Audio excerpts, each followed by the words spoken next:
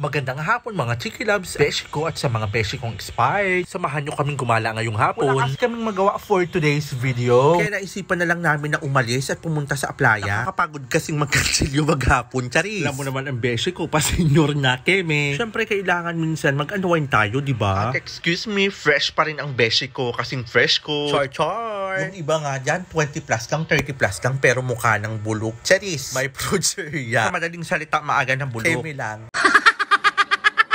Dumaan din muna kami sa burger machine saka dyan sa may Pure Gold para bumili kami ng stocks namin. Nakakapagod naman at nakakagutom, di ba, kung wala kaming kakainin. Sa totoo lang, gusto lang talaga namin gumala at mag-stretching kasi masakit ang aming mga rayuma. Happy kasi yung iba dyan sinasabihan Thunder Cappy.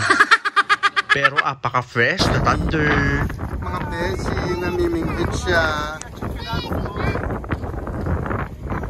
Ayan, meron na. Ayan natin, guys.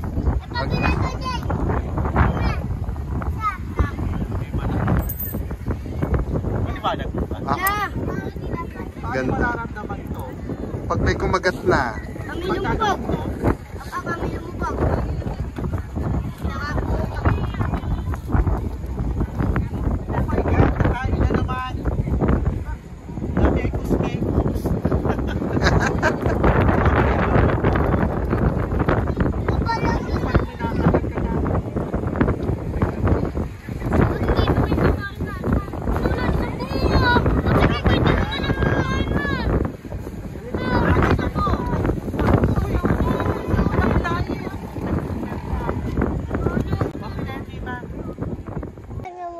Batang hamog. Ano ka? Batang hamog? Oo. Hindi. Batang hamog Batang ko eh. hamog po siya. Batang hamog ka? Hindi. Ang cute niya, guys. Oh. Yes. Nangingi siya ng, anong hiningi mo? Maria. Barya. Pahingi daw po ng barya. Ayan, ilalagay ko po ang number. Ilalagay ko po ang